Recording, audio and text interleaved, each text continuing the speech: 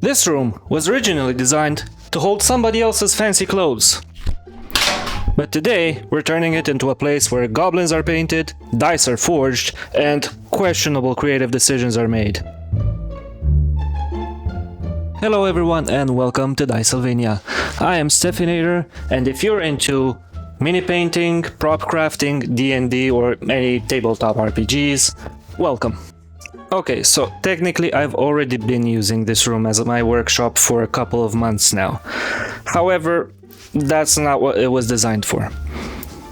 According to the previous owners, this room was designed to hold their fancier clothes, their shoes, their watches, and other stuff like that. But I have slightly different needs, as you can see. There's also one more important detail. This room has a small bathroom attached to it, and that is where my cats go do their business, which means this is a very high traffic area for my cats. So anything I do in here, whether it's resin casting, airbrushing, or 3D printing, has to be done safely.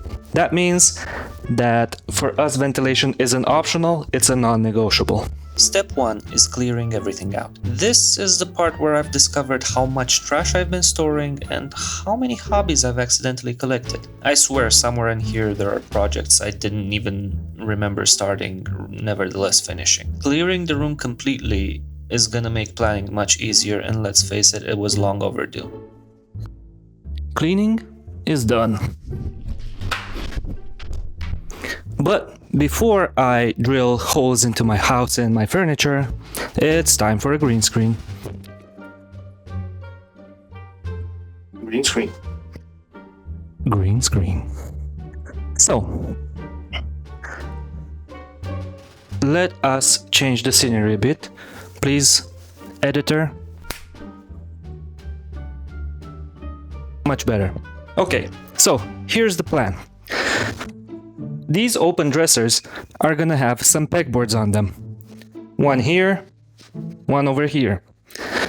Then we're gonna have a folding desk right here where we're gonna put a laptop. We're gonna have like a miniature painting setup. We'll see what else we can have there. Over here on this side, I'm thinking, I don't know if we can do this now, but I'm thinking, putting a counter to close this gap. And on top of that, we're gonna build a cardboard airbrush booth. Yeah, a cardboard airbrushing booth. We're gonna drill a hole over here on top. We're gonna drill a hole over here. We're gonna run a duct all the way through the wall to outside and all the way back into the airbrush spray booth thingy. I need to catch my breath.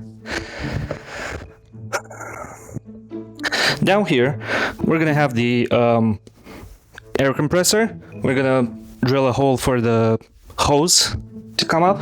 And I think maybe that's it for now, at least for this video. Cool.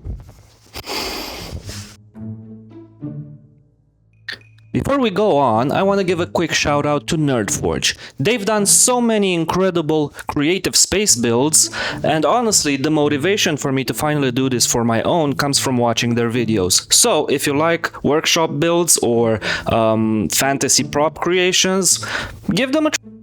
But now let's get to work. So, the first real upgrade, like I said, is adding pegboards to this open dresser sections. This will allow me to store tools and other things vertically and in a visible place, because if I don't see it, it stops existing. And will also keep sharp stuff and other dangerous things out of reach of my cats. Okay, let's get started.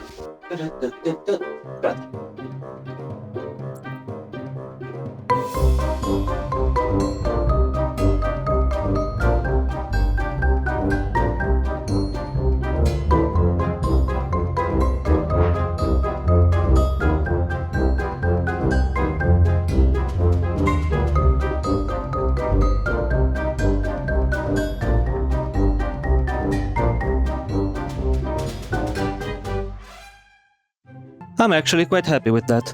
It fills the space nicely, and a lot of shit is gonna fit on there. let's get to the folding desk next. Now for the folding desk. This will be the place where I paint my minis and where I will work on my laptop for projects related to this room. I already did some pre-drilling because I'm not gonna use this piece which is supposed to go against the wall, so I drilled all these holes in here. Let's get to it.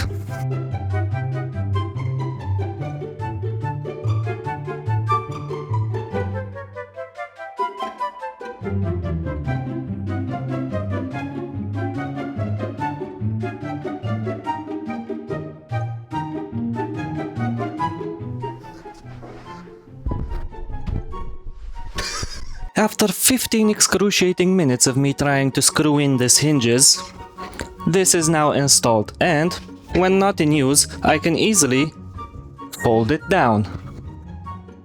Which is awesome because this room is small and I enjoy being able to turn around. Now, to the next build. Throughout this upgrade, I'm 3D printing custom parts as I need them.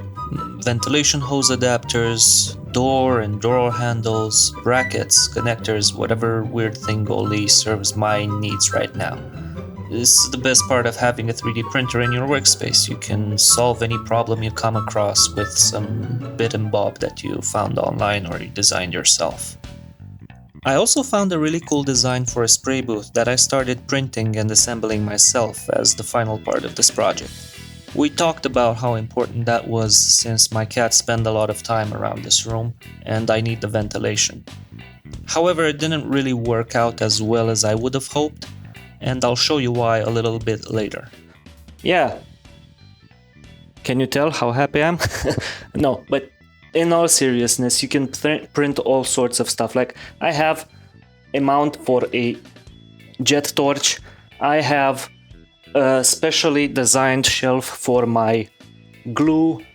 I have a hanger for my hammer and for my calipers. All sorts of stuff that I will never find in any hardware store anywhere. You know, some special holder for my airbrush jar. Who sells that? Nobody. And it was also really fun to hang all of these and find each object's spot. There's some free space here because I was planning for my ventilation hose to run through this section, so I didn't bother putting anything there.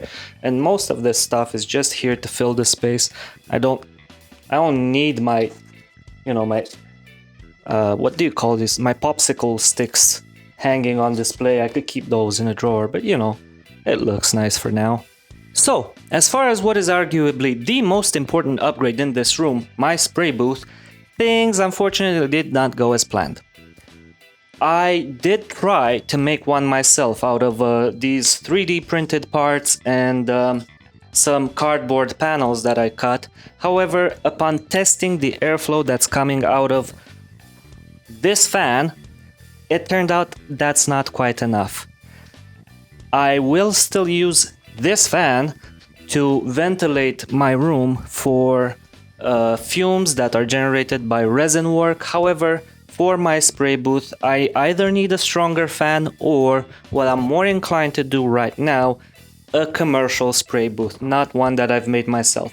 I was looking forward to making one myself just for the bragging rights of it, but I do have to concede.